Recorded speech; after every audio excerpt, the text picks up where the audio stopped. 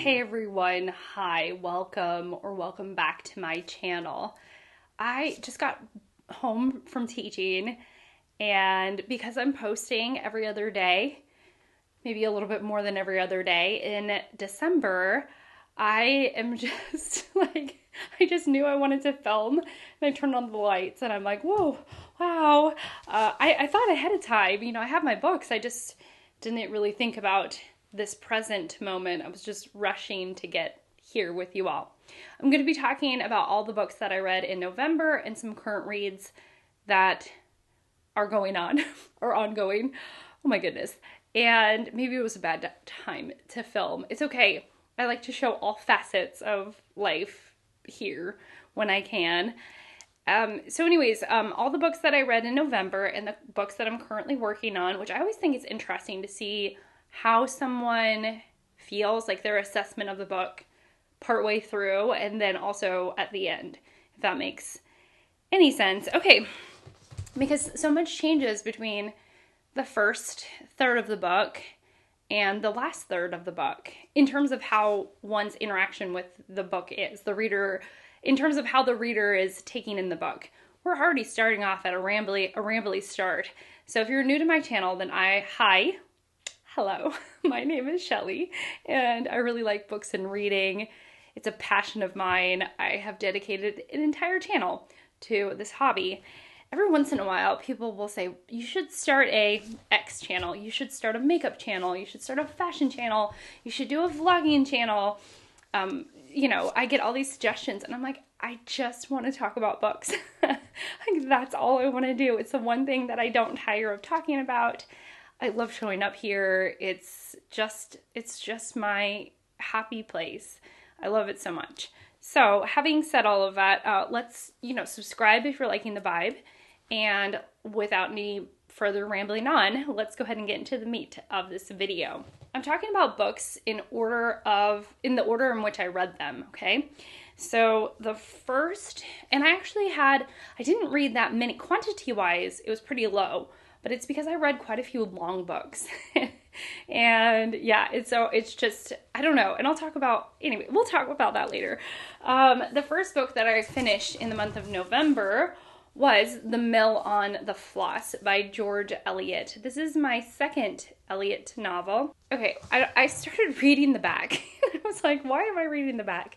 Maybe to reacquaint myself with the main characters. This is supposed to be considered George Eliot's most autobiographical novel. I find that interesting in retrospect, thinking about how the novel unfolded. In a lot of ways, so this is the story. This is let's start at the very beginning. The very beginning is that I've also read Middlemarch by George Eliot, and it is probably one of my favorite books of all time. I love that book so much. This is not Middlemarch. The Mill on the Floss is not Middlemarch. The Mill on the Floss is about a brother and sister named Maggie and Tom. Maggie is incredibly bright. She is a smart little girl and wise in a way, not wise beyond her years. She's attuned to those around her in some ways, but she has one major blind spot. Her blind spot is her brother Tom. She loves him so much more than he loves her. He really, her adoration for him was very sweet, but also in some ways really sad, because at this time during the Victorian period, there was so much discrepancy as to how men and women were treated. And I thought the thing that stood out to me the most, one, was the rip-roaring ending that seemed to, in some ways, come out of left field. It was one of those endings where I was like, wow, okay, wow, that just happened. It was good. There was a lot of drama near the end. There was a bit of a slumpy middle, like I noticed that several books have, just in the terms of that point in the novel where you're through the exposition and there's just a ton of development of the characters. Sometimes that can be kind of a slog if you're reading a very character-driven book. I didn't find The Mill and the Floss necessarily a slog, but I found it that I was, struggling to pick it up, whereas before it wasn't like that. And I thought that George Eliot's comments and, musings that came out through this novel about how men and women and little boys and little girls and young men and young women, how they're treated, it was very insightful and studious and astute. There were some really interesting observations throughout. I quite liked that. And I think the most interesting thing, actually, which I don't know if this is a good or bad thing, is to say that it's the most autobiographical novel. Because it makes me wonder about what does this say about George Eliot? What does this mean about her life? Maybe it's just made me want to read a biography about George Eliot. I don't know. I'm going to stop waxing poetic about this book. I liked it. I didn't love it. Okay. Booktuber came late for me in terms of reading. So there was this. The next book that I finished was The Bee Sting by Paul Murray. Gracious goodness me. Holy smokes. That book was amazing. It was amazing. It is about a family of 4 that are absolutely in shambles. They're incredibly disconnected and lonely in their own ways. Basically, I'm like, the book was amazing. Okay, like I am wildly impressed by this book. One of my favorite books of the year. I just loved it so much. I see that it has some mixed reviews, and I think it's because of this, I think, is that it is a very character-driven book. There are 4 main characters. Essentially, in this family of 4, there's a mother and father and daughter and son. The daughter is at that precipice in her life where she's about to go to college. She has rather young parents, so they're in their 30s, going through the transition of the 30s, still sort of wondering existentially, what are they doing with their lives? Is what they're doing okay? Is it the right choice? Are there better choices out there? How do we get to this point? There's a lot of that. And then there's the little boy who was about 11, 12. And he just is so sweet. My nose, oh no, my nose. He's just so sweet and has his own issues that are connected with his family issues, but he doesn't quite always understand that. So it's one of those novels that is morally gray. It has very nuanced characters, which also means that there are some decisions that you, or at least I, absolutely despised from each of the characters. And there were some decisions that I absolutely adored from each of the characters. It really sat in this morally gray area where I feel like it was an amazing discussion book. I read this with my friend Anita, and we discussed the book to the high heavens. So not only are these people, this family, they're trying to make decisions, they're wondering how they got here in this position, they have their highs and lows in terms of their own mental health, but also there is this like crunching pressure that the family income is dwindling. And living in a small town and having a lot of eyes on you. And so you feel this like financial pressure coming, like pouring down upon all of these characters, or just bearing down on all of these characters. And they, under that pressure, just weird stuff comes out. Okay, like it's just like the weird side of humanity is sparked. And so, not necessarily weird isn't like it was a weird book. It's just, again, it just sunk its teeth. The writer, Paul Murray, sunk its teeth into the morally grayness of all of the characters and these decisions that you would make under this intense pressure of being financially strapped when you once weren't, So it was so interesting. And I loved it. I thought it was amazing. Now, I could see somebody not liking this book at all. because there is so much gray. There are so many characters that make questionable decisions. The characters aren't necessarily likable. Interestingly, though, I thought that but once you got to know one of the characters, one of our main characters, there was a deep sense of empathy for them. So even though there is this unlikability to all of them in their own way, there's this sand grating within the shoe where you're just like, I don't know. There's not anybody that necessarily sings. I think the youngest kid gets a pass because he's a kid. But I do think that, there is this empathy that turns into this longing from the reader that I just wanted the best for each of these characters. And then it ends on a note. Again, risk-taking endings. Paul Murray took a risk, and the ending was interesting. And I liked it. I will say I liked it. Okay, I liked it. Even if I don't necessarily understand it. Okay, let's move on. The next book is the third book in the Slow Horses series. I'll be really quick about this. I like the first two books better. Slow Horses is about a motley crew of misfits working for the government at like the lowest tier. This is the department where if you got in trouble in your real job doing like actual work, if you got in major trouble but weren't fireable, you would end up with the Slow Horses. Oh no! Ted's calling! Hello? I really don't know where I left off. I think I was talking about Slow Horses, book 3. I talked to Ted for a little while. So here I am, back again. I thought it was good. The third book was good, but not great. And I think the series as a whole, you end up really enjoying the characters. And it's really about the sort of weird, awkward dynamics between the characters that are embedded in some really good mysteries. And the mysteries are adjacent to the Cold War. That's the feel of it all. So the next book I finished, I can't remember, it was probably this one.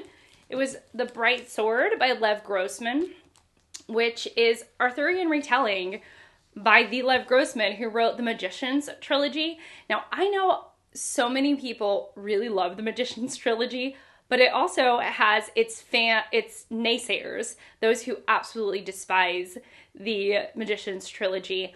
I thought the Magician's trilogy was flawed in its own way, especially having a rather immature main character that is a young man, and the things that young men sometimes think about. That came out in The Magicians, and that was sometimes quite off-putting to me.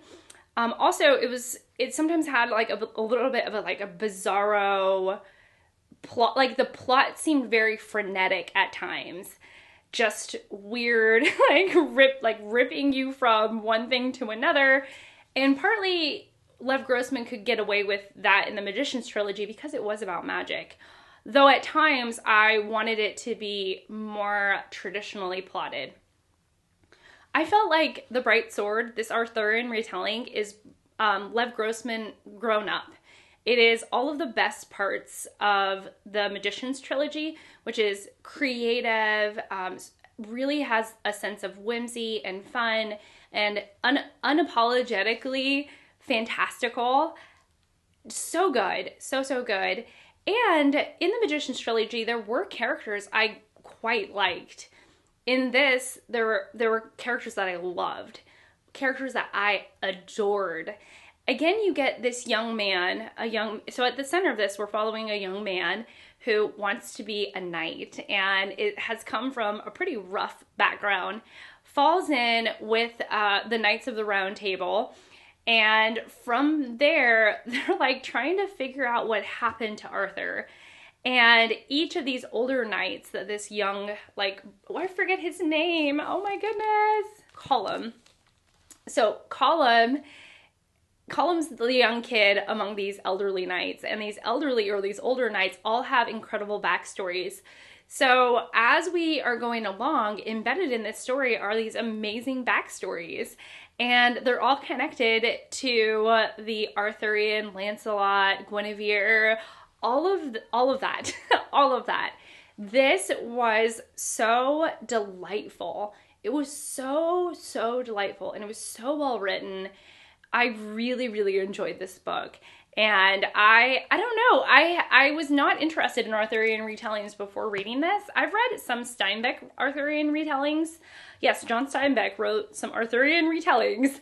And I have T.H. White's, his Arthurian retellings. But now I'm like more excited about the T.H. White book because I thought this was just phenomenal. I thought it was so fun. It was such a fun book. And lighthearted, and lots of peril, but lots of lighthearted moments. I really enjoyed it, and so I am just gonna, give it kind of like the Shelley thumbs up for me, I guess. If that means anything, that means nothing. That means nothing here. I've never used that phrase before. And then the final book that I finished was Schmutz by Felicia Berliner. Now this is, main character, Rachelle. Okay, so this is about a young woman named Rachelle who is is seeking counsel because of this addiction that she has to inappropriate online images and videos. So, and she comes from a very traditionally Hasidically Jewish community in Brooklyn, New York, I believe. So here she is kind of going along in her life and because of certain circumstances has access to a computer, whereas before she didn't. And now this computer has led her down this path of learning about the world in a very particular way that she finds quite addicting. And then we find out so much more about Rachelle and why she why she even has this computer and how she even was brought down this path. I'm thinking about Rachelle and I'm feeling quite connected to her. There was something really precious about her character because she is so innocent, because she's lived she has had a sheltered upbringing.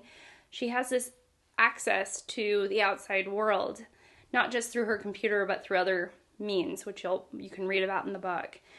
And she gets her first taste, in some ways literally, of life outside of her Hasidic Jewish community and why that meant so much. And then it's, overall, it's like, do you continue to go down this path? Do you go down this path where you continue to live within the rules and the confines of your very traditional family and culture? Or do you decide to do something else with your life? And there was a lot of different options placed before her. I don't think everything about this book worked perfectly, but I thought it was quite good. And I think I connected with it because there have been times where I've questioned whether I want to, what path I want to take in my own life, having my own sort of traditional upbringing. And I think a lot of us are faced with those questions. So her coming of age story, Rachelle's coming of age story, just ended up being at times really funny, at times sort of jaw-droppingly shocking. But overall, I found her to be a very sweet character, and I just quite like the novel. All right, let's talk about currently reading. I have a stack. So I am about 120 pages into the Dorothy Dunnett book, The Game of Kings, which is great. It's so good. Oh my gracious. There's so much good in it. Dorothy Dunnett is very, very smart. She knows a lot about Scottish history. I do not know a lot about Scottish history, and it does take a real sharp focus to follow what's happening. And partly it's because I'm not familiar with some of the events that are going and some of the pieces that are being moved around.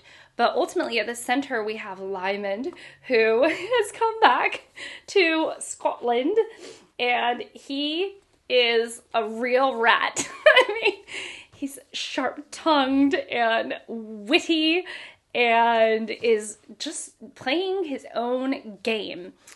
It is fantastic. I love it so far. However, my sweet buddy, we've paused this for now because my sweet buddy reader wanted to know more, and apparently there is a Dorothy Dunnett Society. Can you believe that? And companion books that go with her novels. What? And so my buddy reader ordered those, and I am very tempted to get them myself because there's part of me that wants to know every little bit of detail of why she put these in, and they're supposed to be incredibly historically accurate. So this has just been an absolute delight. There's just something about it. There's a je ne sais quoi about her writing that is fantastic. She wrote a really smart and witty main character because I think she herself was incredibly thoughtful and witty herself. So some of the banter is just incredible. You're like, I'm in the hands of a very smart author. So love that about her. Then I also have, which I'm more than halfway through, I have To Sleep in a Sea of Stars by Christopher Paolini. This is my first Paolini book. It's his first adult fantasy novel. He's more known for his young adult series, Aragon. And what I like, well, in this book, it is about first contact.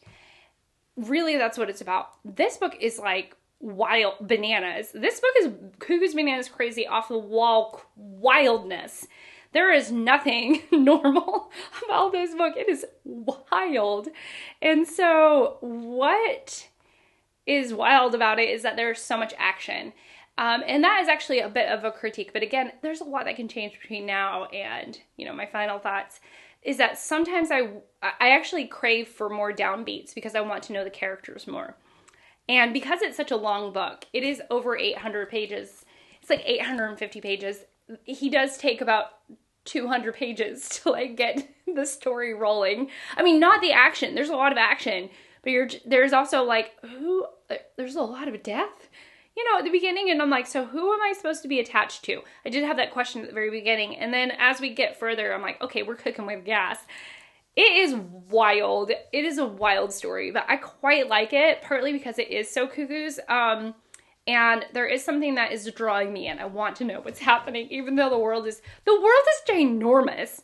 The man wrote a ginormous world, and that's okay with me. But you kind of have to be okay with wow, there is a lot going on. And it's not minutia. It's not like the details of a giant world. It is so much galaxy upon galaxy moving about these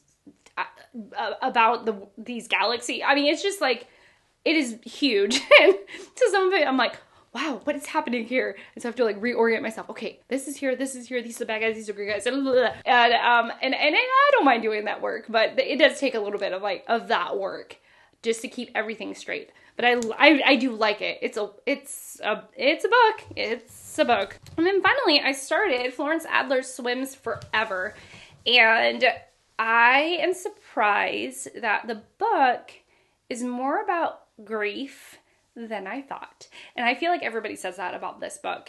This is so much more. This is about a Jewish family that loses somebody in their family, and they're handling it in a very odd way for very specific reasons.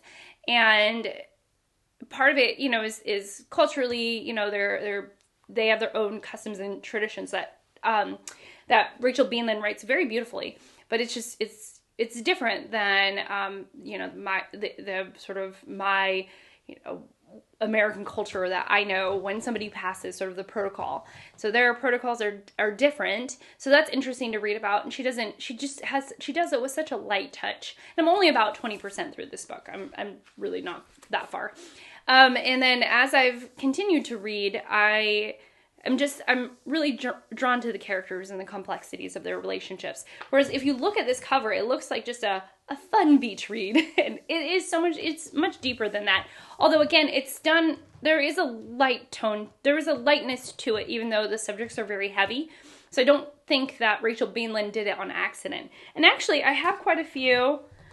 Schmutz and Florence Adler Swims Forever are debut novels. And so I read quite a few debuts this month, and I'm still reading that one. So we'll see how that goes. So check in next month for December's wrap up to see if I finished all of these, if I didn't finish any of these, and my final thoughts on them.